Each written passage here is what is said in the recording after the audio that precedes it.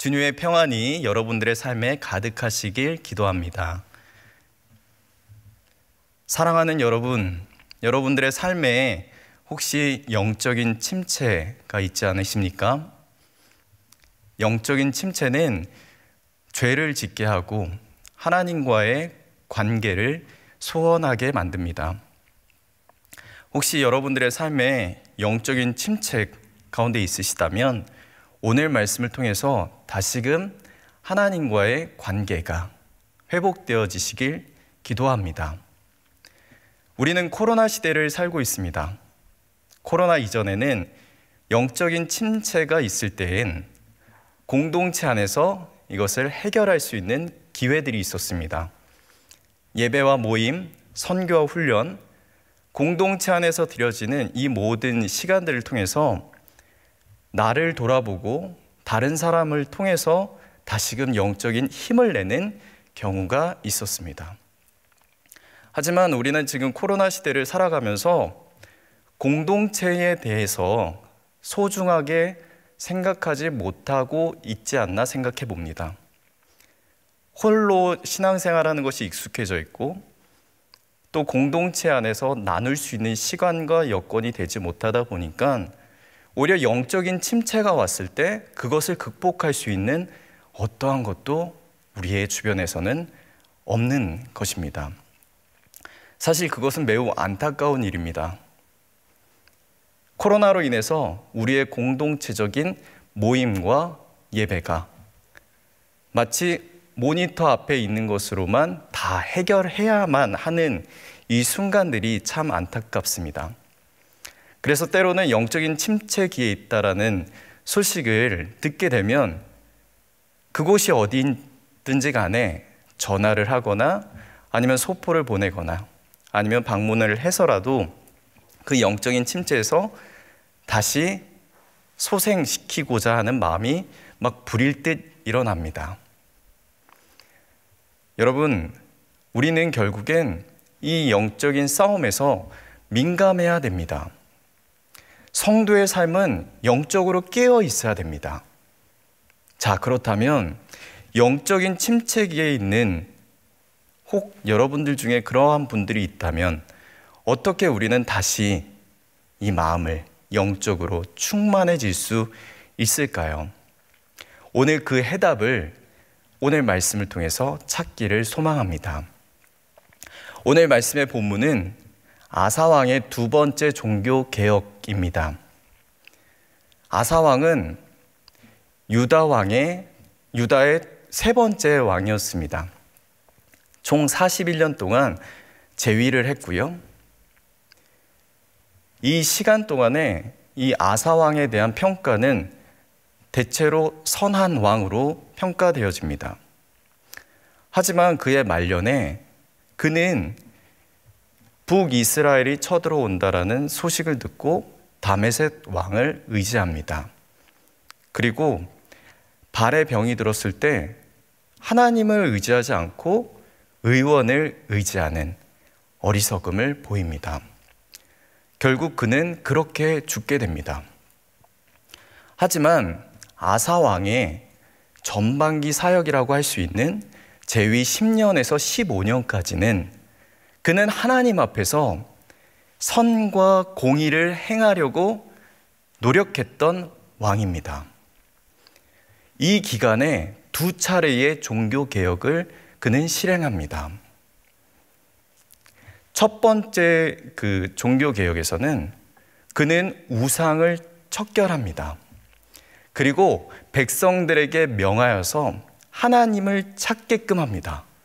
그리고 율법과 하나님의 법도를 지키도록 명합니다. 그리고 난 후에 이 아사왕은 두 번째 종교개혁을 일으키게 되는데요. 이 종교개혁의 시작이 참 신기합니다. 첫 번째 종교개혁 이후에 구스 왕과의 전쟁이 있었습니다. 이 전쟁에서 아사왕은 온전히 하나님을 의지합니다.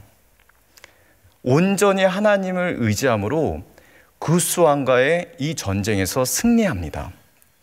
그리고 이 승리의 행진을 예루살렘으로 돌아오면서 하는데, 예루살렘에 누가 있었냐면 바로 아사랴라는 선지자가 있었습니다. 그 아사랴 선지자가 다음과 같이 예언합니다. 역대하 15장 2절 말씀입니다. 그가 나가서 아사를 맞아 이르되, 아사와 및 유다와 베냐민의 무리들아, 내 말을 들으라. 너희가 여호와와 함께하면 여호와께서 너희와 함께하실지라. 너희가 만일 그를 찾으면 그가 너희와 만나게 되시려니와 너희가 만일 그를 버리면 그도 너희를 버리시리라. 여러분, 이 말씀에서 그를 찾으면 그가 너희와 만나게 되시려니와 너희가 만일 그를 버리면 그도 너희를 버리시리라. 여러분, 이 원리가 마치 어떠한 공식과도 같은 이 구절이 익숙하지 않으십니까? 이 말씀은 하나님과 이스라엘 백성 간의 언약의 원리이며, 동시에 이스라엘 백성들이 가나안 입성 전에 광야에서 모세를 통해 받은 말씀이기도 합니다. 우리가 신명기 4장 29절 말씀을 보겠습니다. 그러나 내가 거기서 내 하나님 여호와를 찾게 되리니 만일 마음을 다하고 뜻을 다하여 그를 찾으면 만나리라. 마음을 다하고 뜻을 다하여 그를 찾으면 만나리라 라고 말씀합니다. 그런데요, 이 말씀이 또 역사의 시간을 흘러서 솔로몬 때에 이 말씀이 반복됩니다. 역대상 28장 9절 말씀입니다. 내 아들 솔로몬아, 너는 내 아버지의 하나님을 알고 온전한 마음과 기쁜 뜻으로 섬길지어다. 여호와께서는 모든 마음을 감찰하사 모든 의도를 아시나니 내가 만일 그를 찾으면 만날 것이요 만일 내가 그를 버리면 그가 너를 영원히 버리시리라. 신명기의 말씀이 역대상의 말씀에도 반복됩니다. 그리고 하신 명령은 무엇이냐면 그 다음 구절이에요. 역대상 28장 10절 말씀입니다. 그런즉 이제 너는 삼갈지어다. 여호와께서 너를 택하여 성전의 건물을 건축하게 하셨으니 힘써 행할지니라 하니라.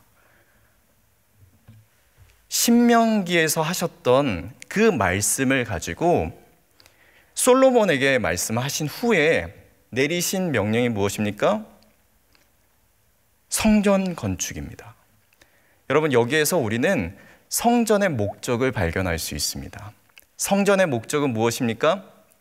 성전은 하나님께서 공식적으로 인정하신 하나님을 찾으면 만나는 장소입니다. 다시요, 성전이 어떤 곳이라고요?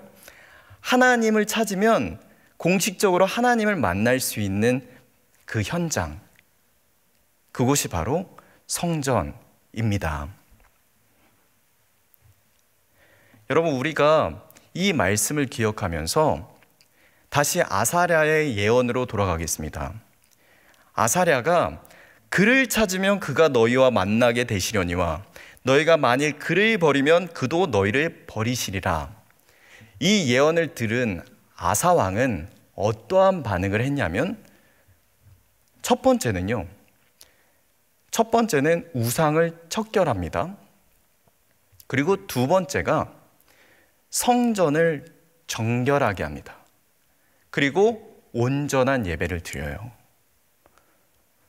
여러분, 저는 여기에서 아사 왕의 이 반응이 하나님 앞에서 정말 올바르다라고 생각합니다.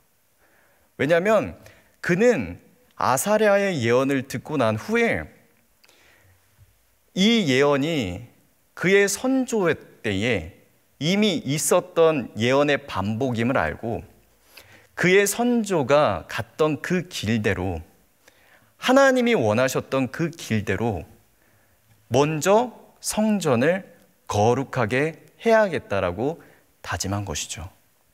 그렇기 때문에 1차 종교개혁 때는 없었던 2차 종교개혁 때, 제단을 거룩하게 하고 하나님께 온전한 예배를 드리게 되는 것입니다. 자, 우리가 이제 2차 종교개혁을 하나하나 살펴보도록 하겠습니다. 아사왕이 펼쳤던 두 번째 이 종교개혁을 하나하나 보도록 하겠습니다. 첫 번째는요, 아사왕은 말씀드렸듯이 우상을 척결합니다. 역대하 15장 8절 말씀입니다. 역대하 15장 8절 오늘 말씀인데요, 제가 읽겠습니다. 아사가 이 말 곧 선지자 오뎃의 예언을 듣고 마음을 강하게 하여 가증한 물건들을 유다와 베냐민 온 땅에서 없애고 또 에브라임 산지에서 빼앗은 성읍들에서도 없애고. 아사가 마음을 강하게 하여서 가증한 물건들, 곧 우상들을 말합니다. 이 우상들을 없앴다고 합니다. 여러분, 그런데 지금 종교개혁, 2차 종교개혁은 불과 1차 종교개혁과 시간차가 5년밖에 되지 않아요. 그러니까 5년 전에 이미 아사 왕은 우상을 다 척결했습니다. 그런데 5년이 지나고 난 다음에 가장 먼저 무엇을 하고 있어요? 다시 우상을 제거하고 있는 거예요. 이것은 무엇을 뜻합니까? 1차 때 아사 왕이 힘과 무력으로 그리고 또 명령으로 우상을 척결할 것을 명했지만 이게 근본적인 해결이 되지 않았던 것입니다. 다시 백성들 안에는 하나님 외에 다른 우상을 만들고 주상을 세우고 다시 제단을 만들고 거기에서 하나님 외에 다른 것을 의지했던 것이죠. 여러분, 그런데 우리의 삶을 봤을 때도요, 우리 안에 얼마나 많은 우상들이 일어납니까? 하나님과의 관계가 친밀했을 때는 그 우상이 보이지 않아요. 하지만 영적인 침체기 가운데 있을 때는 그 무엇인가도 모든 것이 다 우리에게는 우상이 될 수 있지 않습니까? 그래서요, 뉴욕의 리디머 교회의 팀 켈러 목사님, 이 목사님이 쓰신 내가 만든 신이라는 책이 있습니다. 여기에서 그분은 하나님으로 대체하지 않고서는 계속 우상의 대상만 바뀔 뿐이다 라고 말씀했습니다. 우리 인간이 그렇다는 거예요. 우리 인간이 계속 우상을 만들어내요.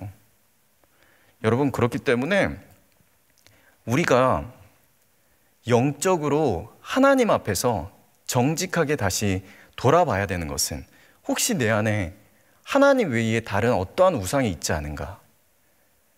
우리에게 필요한 작업은 무엇입니까? 그 우상을 하나님으로 대체하는 것입니다.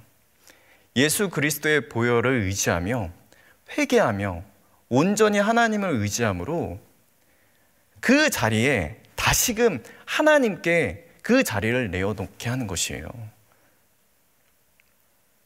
혹시 우리 안에는 그런 우상이 있지 않습니까? 돈이 그런 우상이 될 수 있습니다. 나의 명예가 그 우상이 될 수 있어요. 나의 자녀가 우상이 될 수도 있습니다. 나의 어떤 위치와 자리가 우상이 될 수 있어요. 그 우상은 계속 우리의 죄로 인해서 계속 일어난다고요. 어떻게 해야 됩니까? 그리스도의 보혈로 그것을 계속 제거해야 됩니다. 그리고 그 자리에 하나님을, 그리스도를 모셔야 하는 것이죠. 두 번째, 2차 종교개혁의 특징은 말씀드렸듯이 성전을 깨끗하게 하고 그곳에서 온전한 예배를 드린 것입니다. 역대하 15장 8절 하반절 말씀에 보면 또 여호와의 낭실 앞에 있는 여호와의 제단을 재건하고, 여호와의 낭실은 성전의 현관을 얘기합니다. 그리고 이 제단은 번제단을 얘기해요. 그러니까 여러분, 이 성전의 구조를 봤을 때 낭실이 있고요, 그 앞에 번제단이 있었습니다. 그러니까 낭실에서 봤을 때는 제단이 앞에 있는 것이죠. 하나님의 성전 앞에 있는 것이 제단이었습니다. 그런데 이 여호와의 제단을 재건했다고 합니다. 솔로몬 이후에 이 제단이 파괴되었다라는 기록은 어디에도 없습니다. 자, 그렇다면 재건했다. 어떻게 이해해야 할까요? 이 제단을 다시 정비하고 점검하고 깨끗이 하고 닦고 수리하고 점검했다는 것입니다. 여러분, 제단은 어떤 곳입니까? 하나님께 제사를 드리는 곳이에요. 얼마나 지저분했겠습니까? 하지만 그것을 다시 닦고 하나님께 제사를 드릴 수 있도록 다시 만들었다는 것입니다. 다시 새롭게 정비했다는 것이에요. 그리고 무엇을 했습니까? 역대하 15장 10절 말씀에 보면 아사왕 제15년 셋째 달에 그들이 예루살렘에 모이고 11절에 그날에 노력하여 온 물건 중에서 소 700마리와 양 7,000마리로 여호와께 제사를 드리고, 아사왕 15년 셋째 달에 예루살렘에 모이게 하고요, 그날에 구스왕과의 전쟁에서 가져왔던 그 노략물을 소 700마리와 양 7,000마리로 여호와께 제사를 드렸습니다. 여러분, 히브리인들에게 있어서 7은 완전한 수입니다. 700과 7,000은 완전한 제사, 완벽한 제사를 하나님께 드리려 했다는 것입니다. 그리고요, 우리가 역대하 14장 말씀에 보면 구스에게 빼앗은 노략물에는 소가 없습니다. 양과 낙타가 있어요. 그렇다면 여러분, 여기에서 소 700마리는 어디서 나온 겁니까? 추측컨대 왕의 국고를 열어서, 이 나라의 국고를 열어서 소 700마리로 하나님께 제사를 드린 것으로 우리는 예상할 수 있습니다. 무엇을 뜻합니까? 단지 훔쳐오고 단지 노략물로 단지 빼앗아 온 걸로만 하나님께 드린 게 아니라요, 이 나라에서 가장 중요하고 소중한 이 소 700마리를 하나님께 자발적으로 드렸다라는 의미입니다. 온전한 제사, 완벽한 예배. 여러분, 그 다음에 백성들의 반응이 놀랍습니다. 역대하 15장 12절에서 15절 말씀인데요, 제가 읽어드리겠습니다. 또 마음을 다하고 목숨을 다하여 조상들의 하나님 여호와를 찾기로 언약하고, 이 언약 지금 누가 하고 있는 것이냐면 백성들이 하고 있는 것입니다. 여러분, 여기에서 사용된 이 언약의 의미는 다시 시내산으로 돌아가서 언약을 체결하고 있는 것이 아니에요. 하나님께서는 이미 언약을 시작하셨고 하나님께서는 성실하게 이행하셨어요. 하지만 이스라엘 백성들은 계속 죄를 범하며 하나님께서 맺어주신 그 언약을 이행하지 않지 않았습니까? 그런데 지금 백성들은 다시 어떻게 하겠다고요? 여호와를 찾기로 언약했다는 것입니다. 여러분, 1차 종교개혁과 아사의 종교개혁과 차이가 무엇입니까? 1차 종교개혁에서는 아사가 명령을 했어요. 여호와를 찾아라고 백성들에게 고압적으로 명령을 했다고요. 하지만 지금은 어떻습니까? 하나님께 온전한 예배를 드리고 난 다음에 이들의 반응은 오히려 자발적인 동기에서, 자발적인 의지에서 내가 하나님 여호와를 찾기로 약속한다, 언약한다 말씀하는 거죠. 말하고 있는 것이죠. 13절 말씀에 이스라엘 하나님 여호와를 찾지 아니하는 자는 대소남녀를 막론하고 죽이는 것이 마땅하다. 백성들 사이에서요, 여호와를 찾지 아니하는 자는 죽여도 된다, 그것이 마땅하다라는 말이 나오고 있는 것이에요. 이런 소리가 울려 퍼지고 있는 것입니다. 얼마나 놀랍습니까?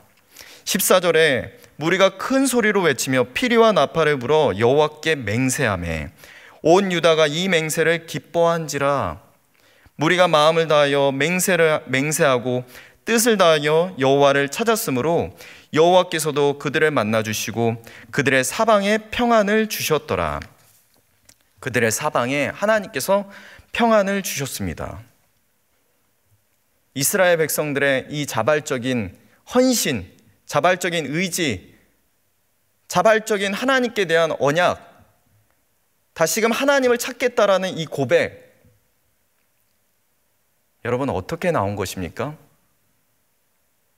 이 고백은 먼저는 우상을 척결하고, 그리고 가장 하나님 안으로 들어올 때, 낭실로 들어올 때 자신의 죄를 다 태우고 자신의 죄를 하나님 앞에 다 자복하는 그 현장을 정결하게 하고,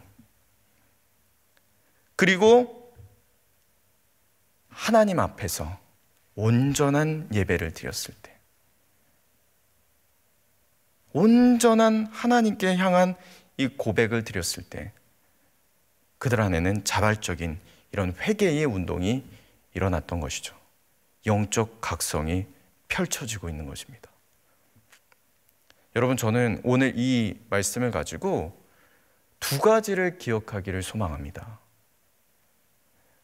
지금 홀로 예배를 드리고 계신 사랑하는 3일의 모든 성도님들, 혹시 영적인 침체기 속에서 홀로 울고 계신 분들이 계시다면 저는 두 가지를 꼭 기억하셨으면 좋겠습니다. 첫 번째는 그리스도로 재건해야 합니다. 우리는 그리스도로 재건해야 돼요. 고린도전서 3장 16절 말씀에 너희는 너희가 하나님의 성전인 것과 하나님의 성령이 너희 안에 계시는 것을 알지 못하느냐. 우리는 이미 예수 그리스도를 믿음으로 하나님의 성전이 되었습니다. 그렇기에 여러분의 몸과 마음을 그리스도의 보혈과 은혜로 정결하고 거룩하게 변화시켜야 합니다. 지금 여러분들의 삶의 패턴, 어떤 생활 습관, 예배의 태도, 여기에서 좀 새롭게 정비가 되어야 되는 부분은, 그 영역은 어디입니까? 다시 닦고, 다시 고치고, 다시 정비해야 되는 곳, 그리스도의 보혈로 여러분의 성전을 다시 재건해야 되는 곳은 어디입니까? 아사왕이 낭실 앞에 제단을 재건했던 것처럼 우리는 하나님 나라 앞에서 여러분들이 다시 세워나가야 할 그 영역이 분명히 있을 것입니다. 그것이 여러분들의 양심이 될 수도 있습니다. 그것이 우리의 욕심의 마음이 될 수도 있습니다. 돈을 사랑함이 될 수도 있습니다. 여러분, 우리는 항상 그리스도로 세워져야 합니다. 우리는 성전입니다. 하지만 그리스도가 계시지 않다면 우리는 아무것도 아닙니다. 우리 안에 그리스도로 계속 건강하게 재건되어져야 합니다.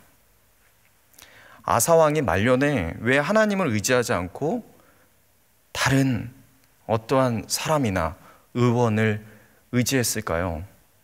그것은 결국 인간을 지배하는 죄의 영향이 너무나도 크기 때문에 이 한순간에라도 나락으로 떨어질 수 있는 것을 보여주는 대목입니다. 여러분, 그렇다면 우리는 어떠할까요? 우리도 마찬가지예요. 우리도 어려움과 고통이 있을 때 하나님을 부정하고 다른 것을 의지하고 싶을 때 그것을 쫓지 말고 다시 그리스도로 향해야 됩니다. 그리스도로 다시 돌아와야 돼요. 우리가 성전임을 기억하고 그리스도로 다시 세워져야 됩니다. 우리가 다시 그리스도로 충만해져야 됩니다. 그리스도로 우리가 닦여져야 돼요. 예수 그리스도의 보혈로 여러분, 우리가 다시 정결해져야 됩니다. 그것이 곧 우리가 성전됨을 이루는 것이고 다시 건강하게 재건되는 것입니다.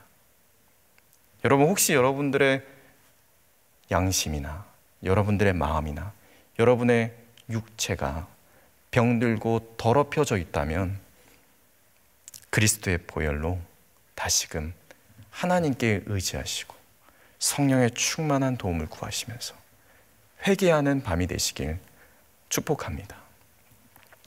두 번째는 공동체적 예배를 실천해야 합니다. 공동체적 예배는 무엇일까요? 여러분, 코로나로 인해서 우리는 함께 예배 드리는 것이 어렵습니다. 인정합니다. 하지만 우리가 공동체적 예배까지, 공동체적 예배의 실천까지 포기할 수는 없습니다. 공동체적 예배의 실천은 무엇입니까? 그것은 바로 성도의 교제와 나눔입니다. 성도의 교제와 나눔까지도 우리가 포기하고 버린다면 정말 우리는 혼자 신앙생활하는 외톨이를 받게 되지 않습니다. 코로나가 끝난 다음에 그때 모임을 할게요. 그때 다시 나눔을 할게요. 그 전까지는 괜찮습니다. 아니요, 그렇지 않아요. 우리는 한순간에라도 공동체 안에 묶여져 있지 않다면 사단의 유혹과 시험은 그리고 계략은 우리를 무너뜨립니다. 그렇기 때문에 우리는 공동체적 예배를 실천해야 됩니다. 초대교회를 보십시오. 초대교회가 그렇게 건강하게 세워질 수 있었던 것, 하나님 앞에서의 예배뿐만 아니라 그 이후에 있었던 공동체의 나눔과 교제, 그리고 그 시간들로 초대교회가 건강하게 세워질 수 있었습니다. 오늘 말씀도 마찬가지입니다. 오늘 본문에서도 이스라엘 백성들이 하나님 앞에서 온전한 제사를 드릴 때 그들은 예루살렘에 다 모여 있었습니다. 그리고 소와 양의 그 700마리, 7,000마리의 제사를 드리고 난 다음에 그들이 함께 있었을 때 나왔던 고백과 다짐이었습니다. 그렇다면 여러분, 여기에서 우리는 하나님의 방법을, 공동체의 그 방법, 하나님께서 주시는 그 은혜를 기억해야 합니다. 어떻게 그런 다짐과 그런 도전과 자발적인 의지로 하나님을 찾기로 결정합니까? 공동체적 예배의 실천 덕분입니다. 공동체가 함께 모여 있었기에 다시금 하나님 안에서의 자신들의 존재를 인식하고 주님 앞에서, 그리스도 앞에서, 하나님 앞에서 그들은 도전할 수 있었던 것입니다. 어제는 대만 선교 기도회가 있었습니다. 200여 명 가까운 성도님들이 다 줌으로 들어오셨어요.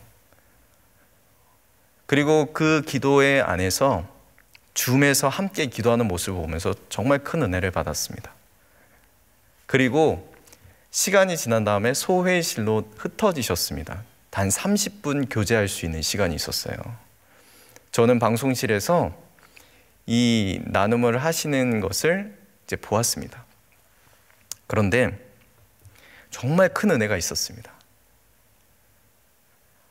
코로나로 인해서 우리가 모임을 못하는 것이 아니더라고요. 그 안에서의 그 나눔이 얼마나 뜨겁고 따뜻하든지 30분의 시간 너무 부족하더라고요. 아니요, 제가 생각했을 땐 밤을 지샐 수도 있을 것 같더라고요. 지금 어떤 진에서는 집 모임을 줌으로 하고 있습니다. 매주 하고 있어요. 70명씩 들어온대요.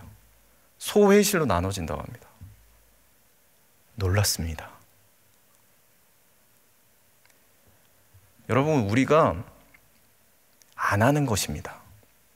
포기하는 것이에요. 너무 안타깝습니다. 시간이 지나면 다시 우리는 만날 거다. 당연히 만나겠죠. 하지만 그 만나기 전까지 우리는 무엇을 할 것입니까? 공동체적 예배의 실천까지 포기하시겠습니까? 공동체가 함께 예배를 드리는 것은 현실적으로 어렵지만 그 실천까지도 우리가 포기해서야 되겠습니까? 온라인의 방법을 통해서라도, 전화를 통해서라도 서로가 서로의 안부를 확인하고 기도해주고 같이 교제하고, 여러분, 이것이 저는 하나님 나라의 방법이라 생각합니다. 서로가 서로를 깊이 생각하고 사랑할 때 그 도전을 하는, 그 사랑을 흘려보내는 그분에게도 영적인 충만함이 있습니다. 그리고 외롭게 홀로 있는 어떠한 한 분에게도 그 연락과 그 교제와 그 나눔을 통해서 다시 일어나게 될 것을 확신합니다. 오늘 밤에는 일본 선교 기도회가 있습니다. 또 줌으로 진행합니다. 너무 기대가 됩니다. 어떠한 은혜가 있을지. 사랑하는 3일의 여러분, 사랑하는 3일의 귀하고 귀한 모든 성도님들, 공동체적 예배의 실천을 함께 해보시길 도전드립니다. 그게 우리가 이 시대를 살아가는 데 있어서 하나님께서 주시는 귀하고 복된 길이라고 믿습니다.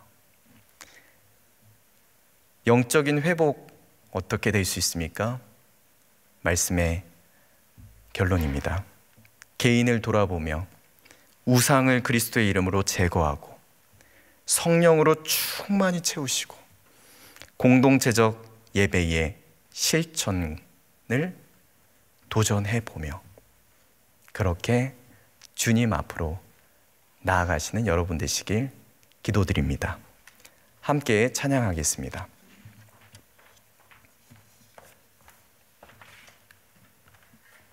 시선 함께 찬양하겠습니다.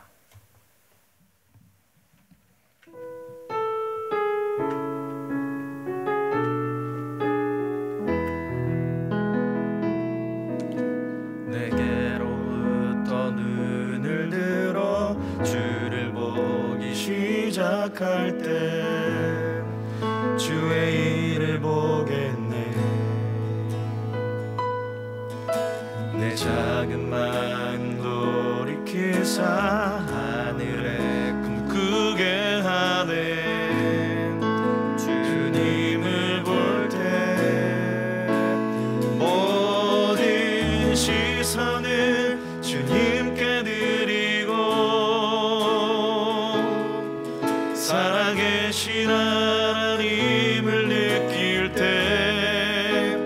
내 삶은 주의 역사가 되고